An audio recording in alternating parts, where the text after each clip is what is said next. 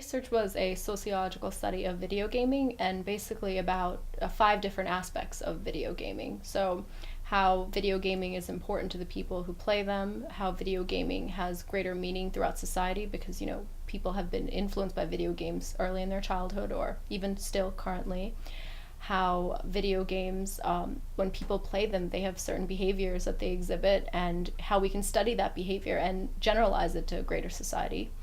How video gaming is a form of play and it's a form of human expression, so it's something that's worth studying. And probably the thing that people are most critical of video games, their violence, and how that is actually contextualized in different situations. Like, is it really violent? Are all video games violent? Is a violent video game really violent, or are you playing it violently? So along those 5 aspects.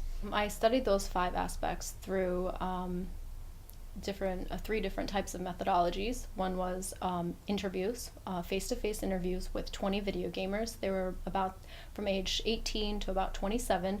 They came from a range of areas. Then I actually did participant observation of people playing video games. That was 4 21-year-old males playing video games. And I recorded them for about 9 hours and saw what they did and recorded their speech and whatnot, observed their behavior.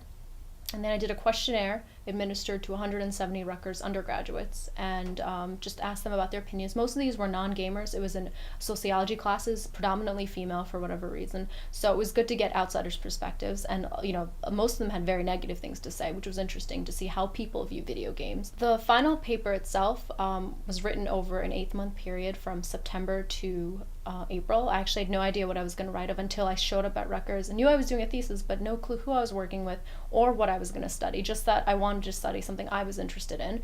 And the final paper turned out to be about 264 pages. I think it was about 10 or 11 chapters covering, all different topics. And I didn't expect it to be that way. It just came out that way because I really enjoyed doing it. So Judith Gerson ran the Sociology Thesis seminar the year that I was doing it. So the 6 people, myself included, were all assigned to work with her. And sociology is great. It's probably the best subject to go into for this, or at least in my opinion, because they let you do whatever you want. It doesn't matter.